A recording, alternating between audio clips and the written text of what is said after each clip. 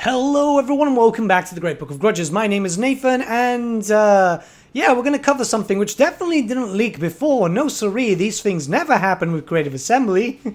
Yeah, you know, can't out of the bag, it leaked yesterday, these things do happen and that's fine. You know what we're going to do? We're just going to look through it, we're going to talk, and we're going to just give some thoughts. I think this is probably the best thing to do. Either way, it's still exciting because we get to get a look at certain things, how mechanics work and all that, and I think that's quite important. So let's not waste any more time and just jump right in, shall we?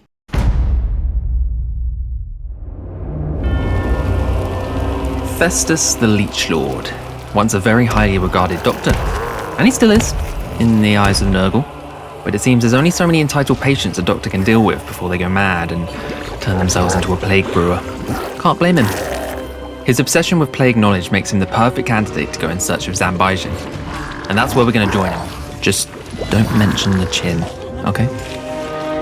So we're on turn 30, and quick action at the beginning of our quest meant that we've kept one step ahead of our Norscan neighbours, taking control of their capitals and vassalizing the Vanaheimlings, Saal and Varg. Alright, so this is footage from the Realm of Chaos campaign, and it looks like he's probably starting very close to Norska.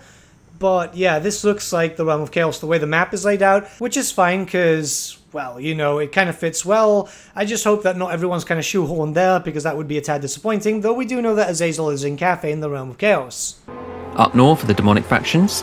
They won't provide any souls for us, so the best option is to head south, through the Empire and potentially some ogres. It's said that the best ingredients for a plague can be found in the belly of an ogre, and I didn't just make that up. Through raising settlements and attacking armies, we've amassed almost 10,000 souls. This next settlement, Chantillan, should bring us past our first milestone. Just stopping right here, you might have recalled a while back that there was a leak for the map on the Feral Interactive page. Well, it's very likely that that leak was this, considering the fact that yes, there's a Bretonnian city now, and that wasn't in the Realm of Chaos before. I'm not saying that leaks happen often, but I'm just saying that it's becoming rather historic lately. And present to us some new options.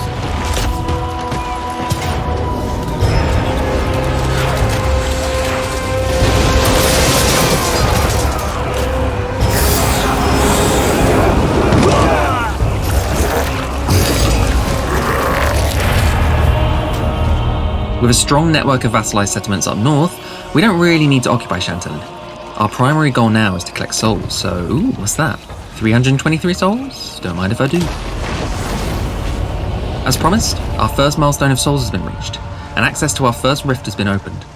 It'll be perfect for our second army, lying in wait in our capital, to transfer us down south and tackle the Empire from another angle. Alright, so Festus in the Realm of Chaos map starts in Albion, and this literally just confirms the map leak anyway. So yeah, that's not too bad. I'm actually quite happy about this. I think this is a good position for Festus to start, and it brings you a lot of enemies, plus keeps you relatively safe. Plus we know that the Norscan factions in the area are easy to be vassalized, so yeah, this is a pretty good way without actually being in Norska, despite being right bordering Norska. Not to mention, first class delivery of our poxes and plagues. We'll come back to those in a moment.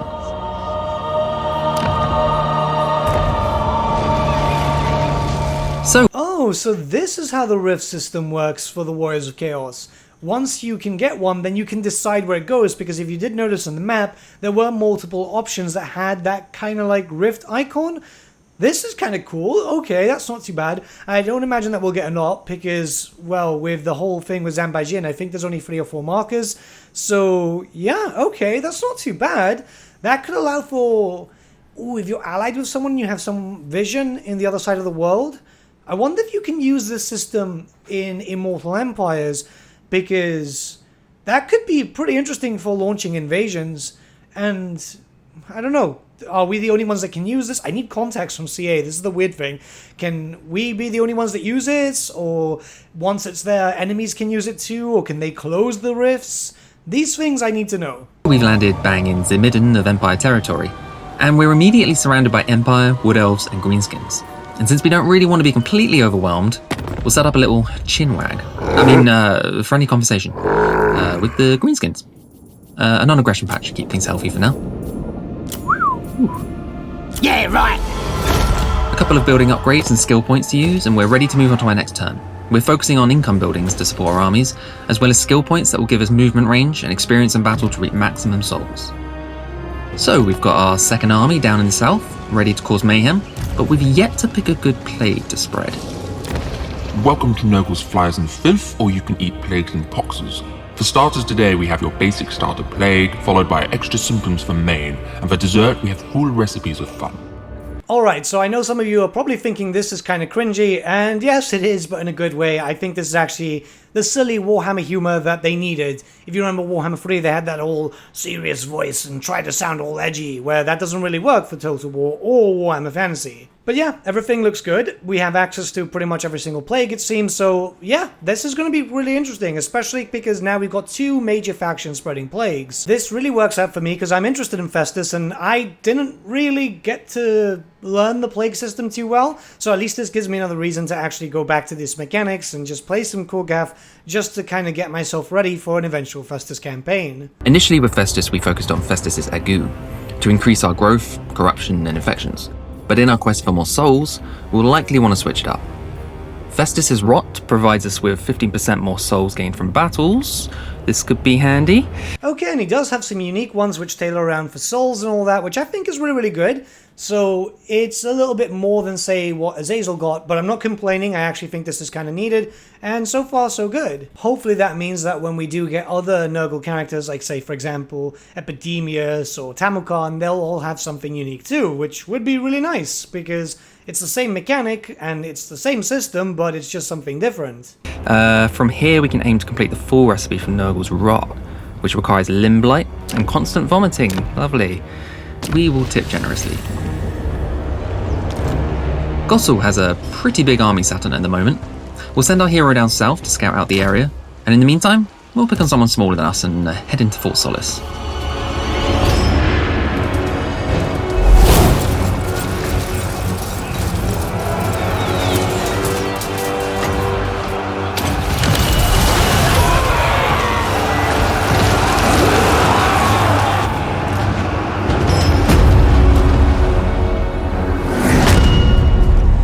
An easy victory for us. Let's head over to our main man Festus as he approaches Tancred Castle.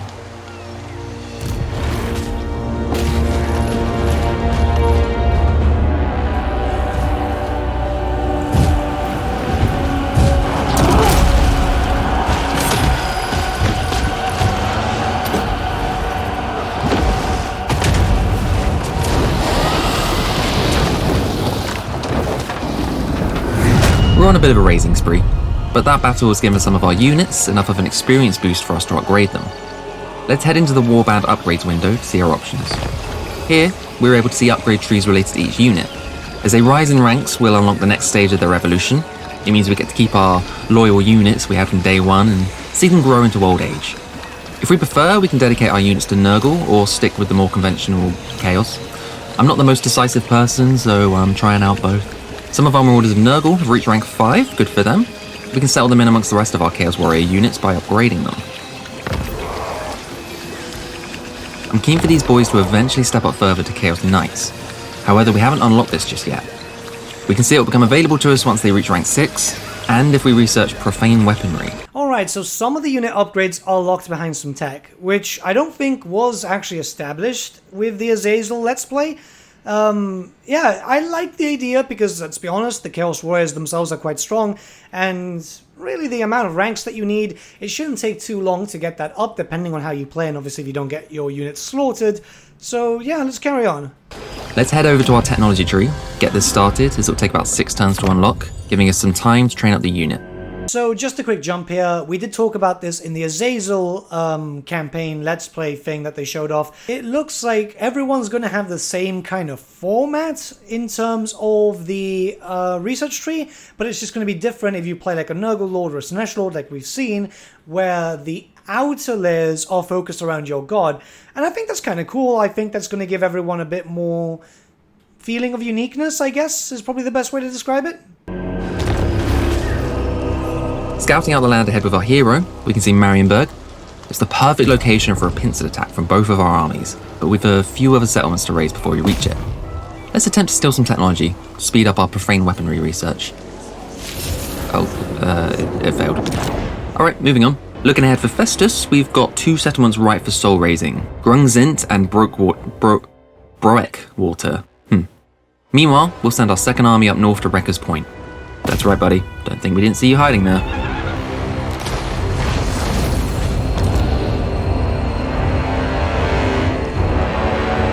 I'm loving these map updates. So this is something which I talk about a lot in videos. It's like, oh, that we don't have Nippon yet and all that. Yeah, maps can be updated. Maps can be expanded upon. And this is perfect proof because, well, we didn't really have this Bretonnian area.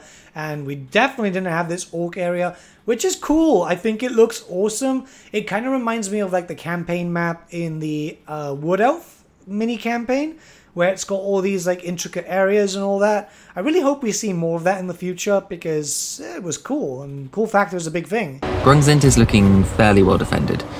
Perhaps if we encircle their sibling down below, they'll leave the city, spreading out their forces. Let's give that a go.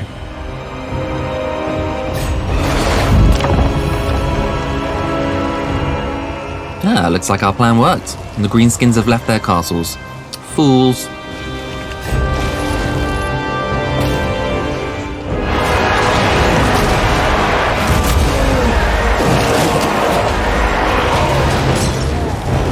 Grungzint will be ready for raising. We'll take Brettwater on the way back down.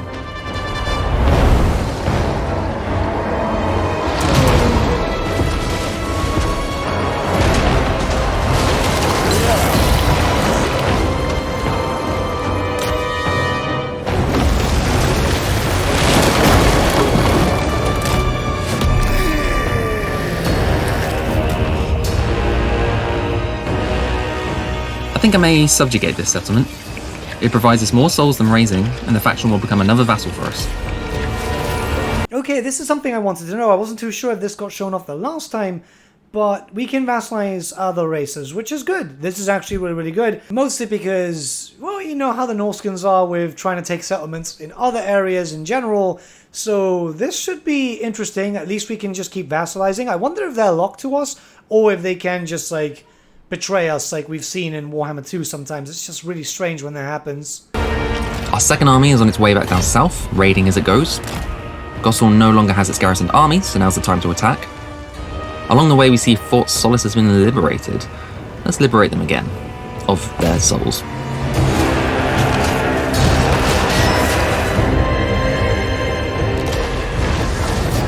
Our hero has returned from their many successes and is hitching a ride with our second army. Soon we'll reunite them all for a party in Marienburg. Marienburg has no choice in this, of course. Let's end the turn. Oh, what's this? An ambush from the Wood Elves. Perhaps it would have been wise to make the non-aggression pact with them instead. Oh well, here we go.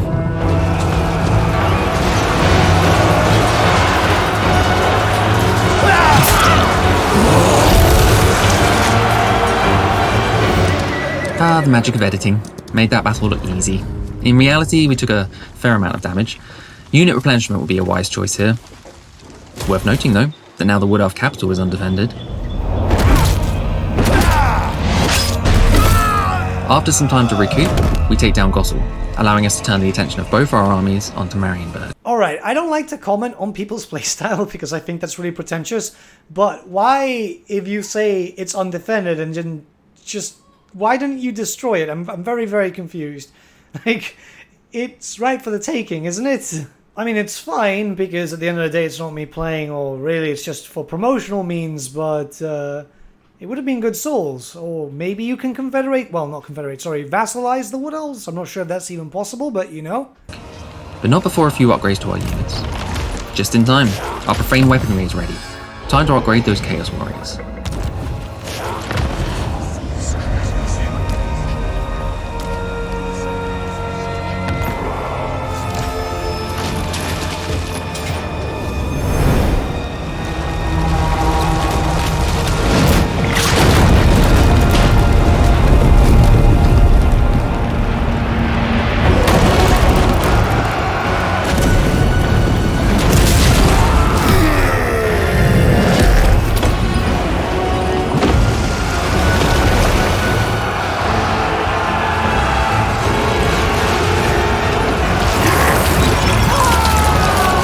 Wow, that was cool. That was a really cool animation. Sorry, I'm not like commenting on anything else. It's just that was just really impressive.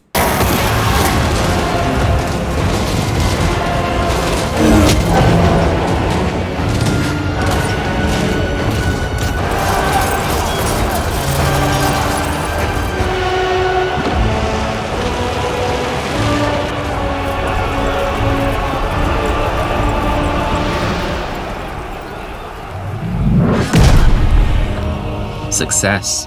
We're in a strong position, and our soul count is increasing at a steady pace. Sending our hero down south has unveiled a few more Empire targets for us, as well as a rift we can potentially use. We'll send Festus down south, and our second army up north to raise the Wood Elves. We can then use the rift to catch that army up to Festus, bringing us much closer to Ogre territory. Right, let's deal with these settlements. More souls for our lord. Cue music montage.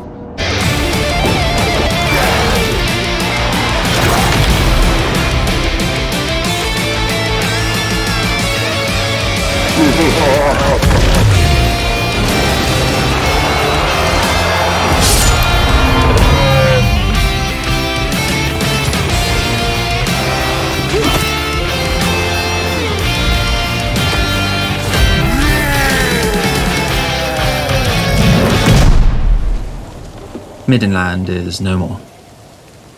We're well on our way to the next milestone of souls, 30,000, and our plague is slowly spreading, but we haven't yet unlocked all of the symptoms to reach our favourite. War Shrine mounts for lords. Oh yes, I'm so happy about this. You can barely see it because like the whole effects on the campaign and all that, but like I said earlier, like in loads of videos, this is the most anticipated unit for me, well, one of the most at the very least. So I'm just really happy to see that. I'm just really happy to see that. Recipe. Poor Festus. All this slaughter and he still hasn't found the right ingredients for the perfect box. Chin up, mate. I mean, hey look! Ogres! And ogres! Exactly who we were hoping to bump into. No doubt, in our battles with the ogres, we'll unlock the ingredients we so desire. Let's catch our second army up to Festus. Altdorf needs dealing with. With our second army close by, we can begin a siege and wait out the turn. Then we'll take them on with both armies. Bit unfair, but what you gonna do? This siege has pushed us past our next milestone of souls, 30,000. With more rifts available to us, our quest for souls can go beyond the ogres. Perhaps we can even take out some of our competitors on the road to Zambijin. Before these dreams come to fruition, we have Scrag, and an unfinished recipe. An apple a day keeps the doctor away. I'm not sure ogres eat apples. Alright, so it's going to be playing the trailer. Let's just talk for a while. I think we're pretty much almost done. Festus seems like a fun campaign. Plagues are going to be cool. I like the idea of starting there too. I know a lot of people won't be playing the Realm of Chaos map because they're going to go for the Immortal Empires, and that's already known. His start position is in the Brass Keep. So that's a pretty good start position. All in all, like, both starts are pretty good. So if you want a smaller campaign, that's going to be decent. I think Festus is going to be quite fun. We didn't get too much information, which I guess kind of makes sense because with Azazel, they kind of blew their load with that. Yeah, you know, haha. Overall, I'm pretty excited. It looks like the two legendary lords shown so far, Azazel and Festus, are going to be quite fun to play. And this is the most important thing, replayability. Yes, they're taking mechanics from the Monogod factions, and that was actually expected. But considering how the Warriors of Chaos play compared to the Monogods, it gives you more reason to play and try out all the different styles. Plus, you know, essentially we've got access to 5 rosters if everything goes as planned. You know, we've got like the Undivided, we've got the Sineshi, we've got the Nurgle, we're expecting obviously a Tzeentchian and a Khornate one. So for me, it gives me reason to have 5 different playthroughs. That's the best way I can say it. So I'm really hyped up. I hope this continues like this. Well done to CA. Everything's looking promising so far, and I hope that everything stays to this standard as we go, and hopefully we can see more. We just have to wait and see. But let me know what you guys think in the comments below, and let's start a bit of a discussion. And yes, I know there are some fears regarding the Nurgle Chaos Warriors. Don't you worry, I'm planning a video to discuss this, and trust me, it's not all doom and gloom. Just believe me, it will all make sense soon.